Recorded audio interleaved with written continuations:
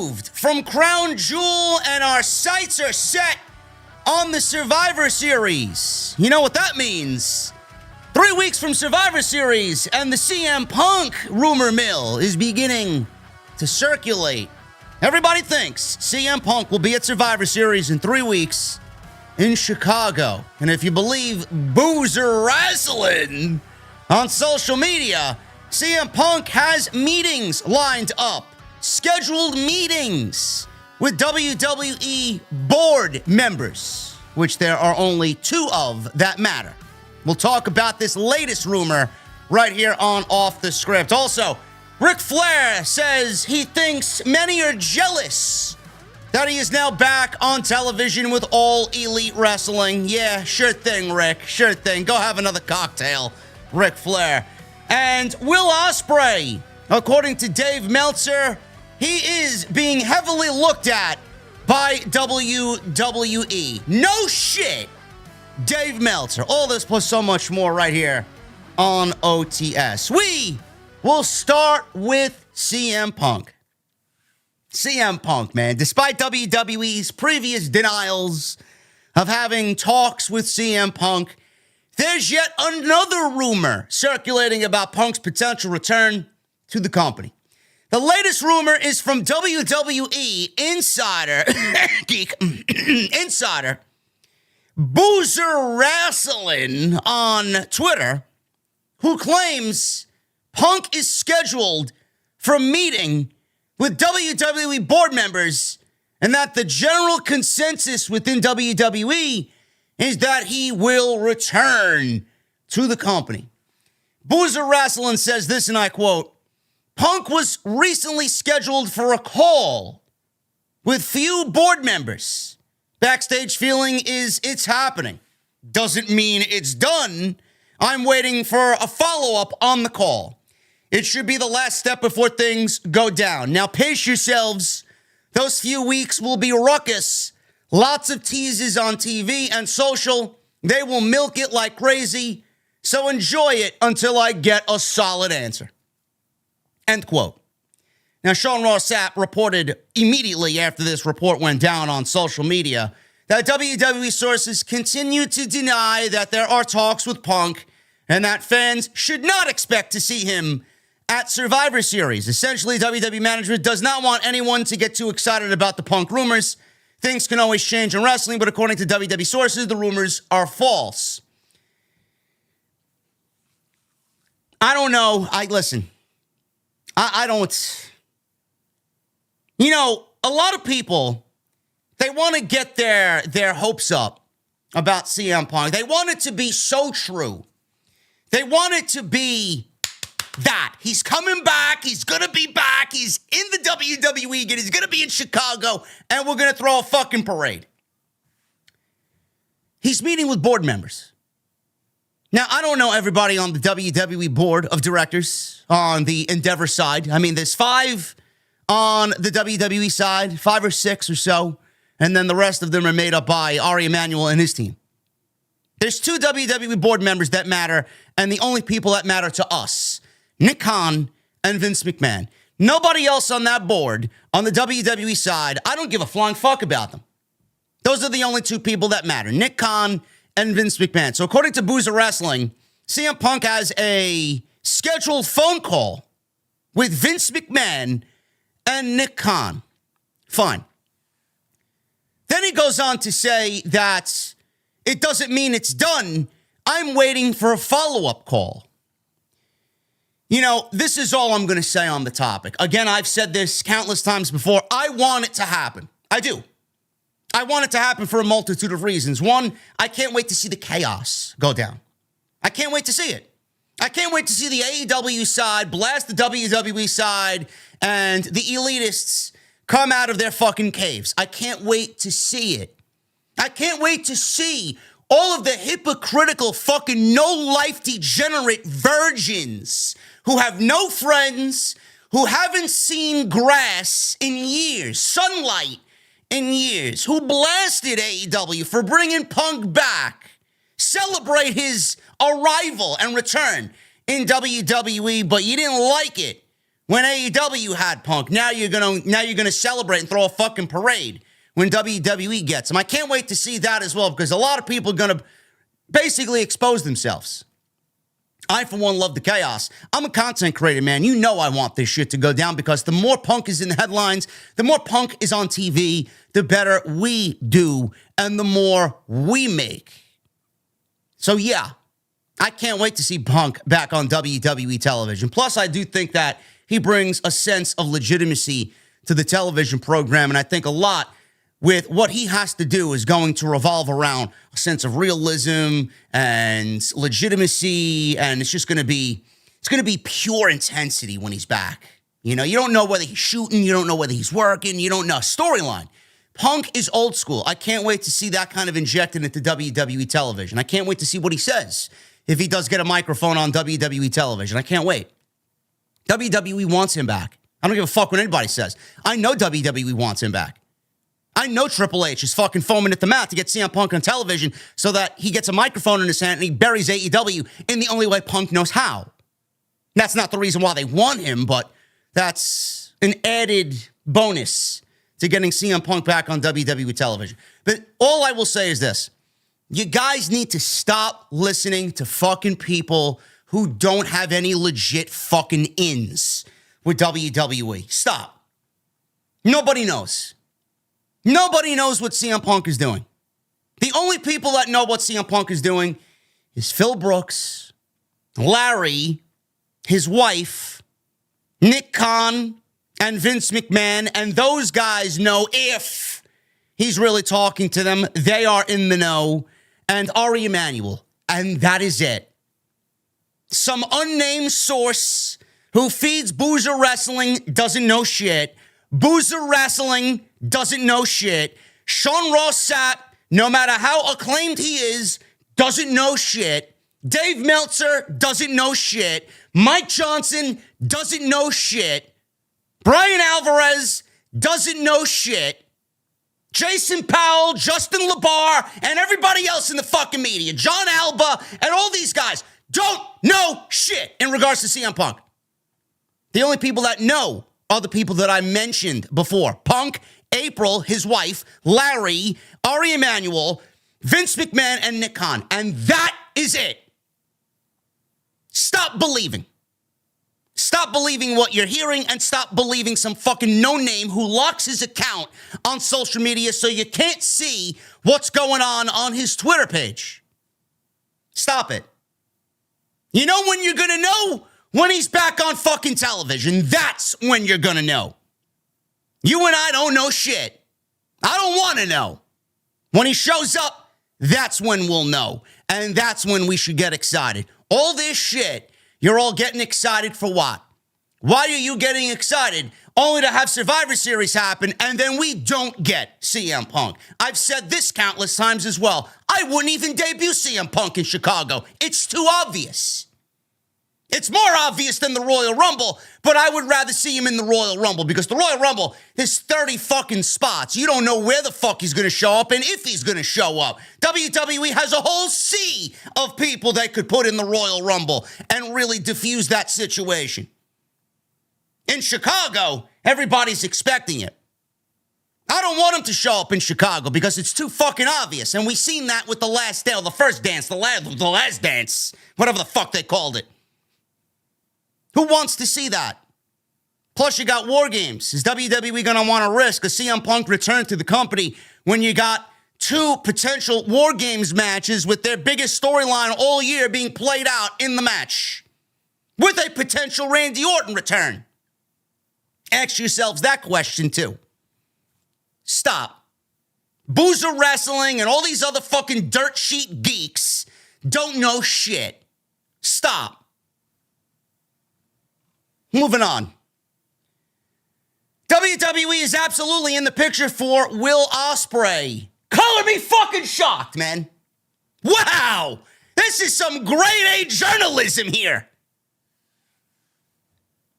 Will Ospreay is going to be a free agent in February 2024 when his contract is up with New Japan Pro Wrestling. Obviously, everybody wants his services. Don't know why they wouldn't. He may be the best pro wrestler on the fucking planet right now. WWE want him. AEW wants him. Impact wants him. The fucking wrestling promotion on the moon wants him. Everybody wants him.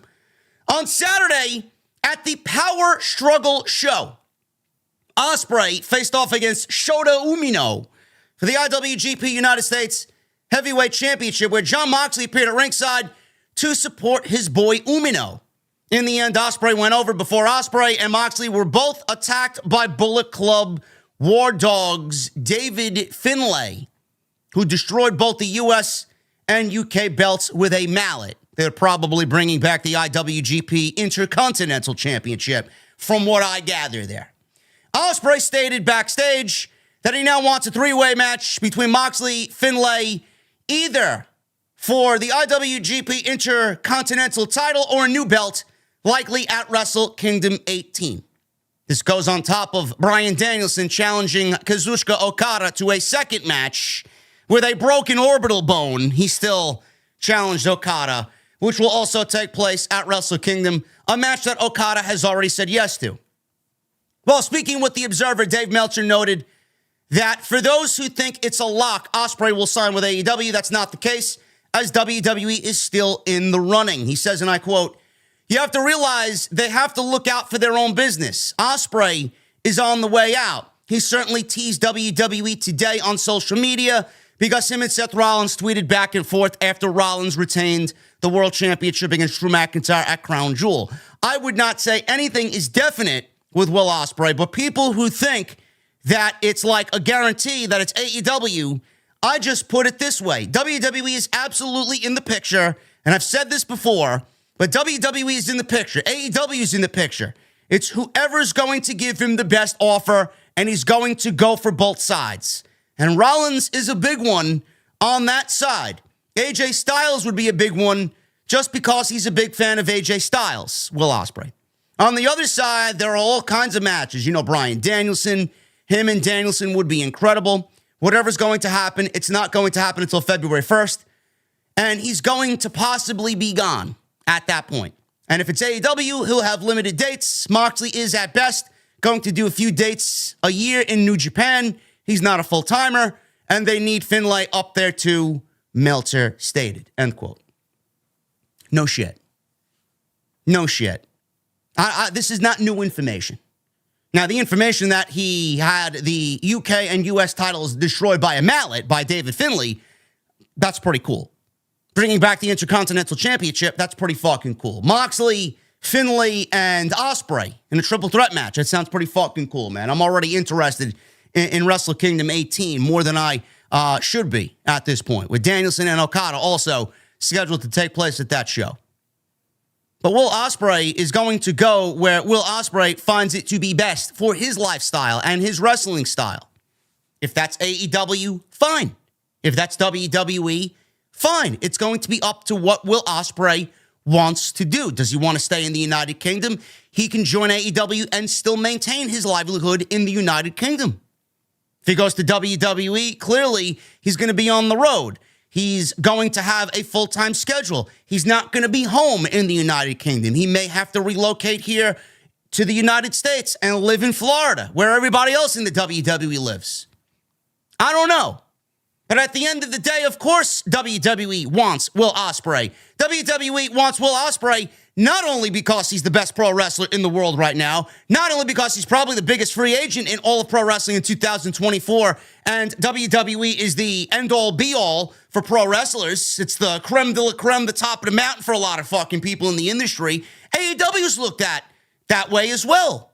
You know, WWE's not everybody's cup of tea. It's not everybody's fucking pinnacle. Some people might think AEW is their pinnacle, and they want to stay in that situation and not go to WWE because of one thing or another. Who knows? Will Ospreay is going to go where the money is. But the money is not really a problem between WWE and AEW. It's not. Whatever Triple H or Nick Khan or Ari Emanuel, whatever the fucking case may be, whoever's negotiating the contracts, they're going to give him whatever the fuck he wants, and Tony Khan's going to match it. It's going to be what WWE and AEW do. How far is their limit? Because I know at the end of the day, Tony Khan is not going to let up on this gas pedal. He's not. He's going to offer Will Ospreay well beyond what anybody should really pay him. Man, Will Ospreay's going to make out like a fucking a thief in the night here. He's going to make out like a fucking bandit. WWE, they're going to go as far as they can because they don't want him to go to AEW. They're going to do everything in their power to keep him away from AEW. That is a huge driving force here. But yes, WWE is involved. They are going to be involved, and they're heavily invested in Will Ospreay. Will Ospreay has been looked at by Triple H for years. This is the one opportunity now that Triple H says, oh, my boy, I could get him now. He wanted to bring him into black and gold. Now he's got the opportunity to have Will Ospreay on the main roster. Can you imagine Will Ospreay versus Seth Rollins, Will Ospreay versus AJ Styles, Will Ospreay versus Gunther? Take my money. It's not going to be about the money. He's going to get his money. It's going to be about the creative. What is more important to him? Living in the United Kingdom, working New Japan, working with his friends in AEW? Or going to WWE and really being made into a superstar? The only thing that I'm worried about with Will Ospreay is his star is only going to go so far in AEW. His creative is only going to go so far in AEW.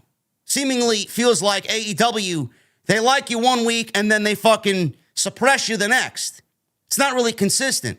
I think he'll find a better WWE run more so than an AEW run. That's just my opinion. I think he'll be better utilized there. But yes, of course, everybody's interested in him, and WWE's heavily invested in him. No shit. And finally, Ric Flair. I have not talked about this yet. Me and Andrew Baydala will be talking about this on Tuesday Night Titans this week on the channel, live. Ric Flair says there are people who are jealous that he's back on TV. Now, if you guys are living in a fucking cave and you don't know what the news is, Ric Flair signed a multi-year deal with AEW. He's been making the media rounds talking about his new deal, which revolves around his Flair energy drink. And it's the official sponsor of AEW. It's a big deal because once it's seen on national television, it's a whole different complexion. It's worldwide. I mean, those guys did 81,000 people in Wembley, and they're going back in August, hopefully me with them, but we have a chance to help promote the drink in Europe and all over. Fine. Great. Ric Flair's doing his thing outside pro wrestling. Fine. As long as he's out of the ring. If he's going to be on AEW TV on a weekly basis, he says, and I quote, I don't know. I mean, we've got a structured deal in place, but you know me. Have gun will travel if they have me. I'm available, and they will always treat me fair. We all want to be together for the show, and the guys were great. People were friendly. At my age, the world of jealousy has never been bigger. You don't think there's a lot of jealous people that I'm back on TV? You're out of your mind. Yes, because everybody has Ric Flair on the brain, Rick, right? Everybody's thinking about Ric Flair. Sure thing. You know that adage that you want to see somebody do good, but not too good? Sure. On what he feels Sting's legacy in wrestling is. He says, and I quote, oh God, his legacy is unscathed. I mean, he's done everything you ever wanted to do, and he's always been, as I said from the bottom of my heart, there's not a nicer guy. The two nicest guys in the history of the business, and it's hard to be nice all the time, are he and Ricky Steamboat. I've never even seen Sting have a crossword with anybody. He may have had periods of frustration, as we all do, but I can never remember him complaining on who he'd like to work with. I'd love to manage Andrade. Now that he's there, I wouldn't mind seeing that happen, honestly. I was excited to see that happen the first time, if it gets Andrade on TV. The one thing I want to do is be a heel and have a conversation with MJF, a promo battle. That depends on what MJF is doing, and whoever you're managing is feuding with MJF. I wouldn't mind that either, but it's got to be right. If Ric Flair is going to have a last match, he says, well, you know I'm up for it, but they won't let that happen. Good. Or maybe he's lying through the skin of his fucking teeth and they are prepping a final match. And maybe he's going to be involved in Sting's final match. I don't know. If he takes a bump, fine. But do I want to see him on the fucking apron, receive a hot tag, and get in there at his age and start throwing chops out of breath before he even reaches for the fucking tag? No, I don't want to see that. Nobody wants to see it. People were very outraged by this man signing already for the 4 years that Tony Khan signed him. And it's not a good look for Tony Khan when he brought back the fucking Big Show on television to team with Jericho and Omega and Kota Ibushi in a street fight against the Don Callis family, and then the next day, 24 hours later, you sign Ric Flair? What the fuck are we doing? Are we going backwards? Nobody wants to see Big Show on television, and nobody wants to see Ric Flair on television. What are we doing here? AEW television has left a bad taste in my mouth over the last week or two. Last week was great. I don't know what the fuck happened this week. It's like a completely different team booked the goddamn show. Between this and Rampage and Collision, I mean, what the fuck is going on? Really? We'll talk about Wednesday's Dynamite as the card is already laid out. It seems like another bunch of matches that don't mean anything in the grand scheme of things. But Ric Flair, nobody gives a fuck about him on television. And it came at a terrible time where they just gave you Big Show back for a one-match deal against the Don Callis family and then Ric Flair. No wonder people were outraged. AEW is starting to lose their identity. This is not what we signed up for. You were supposed to be the alternative. You are no longer the alternative, especially when Triple H is in charge, because whatever Triple H is doing, he was doing already before AEW got started. And whatever you were doing, you were the alternative against Vince McMahon's WWE, against Bruce Pritchard's WWE. This is Triple H's WWE. You are no longer the alternative because he's doing what you were doing and better. So where are you the alternative? Ric Flair's the fucking alternative? That's your answer? That's your answer. Because you love pro wrestling, let's bring Ric Flair to the fucking AEW roster and put him on television and give him a huge contract. You got how many fucking people not on TV, but Ric Flair made TV? Big Show's making TV. The fuck are we doing? It's like this company's going backwards, and I don't like it. They're losing the narrative. Their identity is shot. It's like they don't know what the fuck they want to be anymore. Do you want to be AEW or do you want to be fucking TNA, WCW, or something worse, Vince McMahon? Because that's what it seems like and that's what it feels like with the fucking half-ass booking that we got on Wednesday. Hopefully that comes to an end. I don't know how we get back on the road to being AEW, but something needs to be done fast.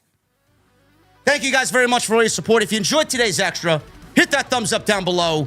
Make sure you guys hit that subscribe button for more news right here on OTS. And go check out all the other content that I've uploaded this past weekend, including the Crown Jewel Pro Show from Saturday afternoon. Go and check it out. Some really, really great discussion coming out of that show. If you missed it, all on the homepage for you right now. I will be live tonight following Monday Night Raw as we now build towards Survivor Series. Thank you guys very much. Hit that thumbs up, and I'll see you tonight live right here for the Monday Night Raw review on Off the Script. I'll see you guys later.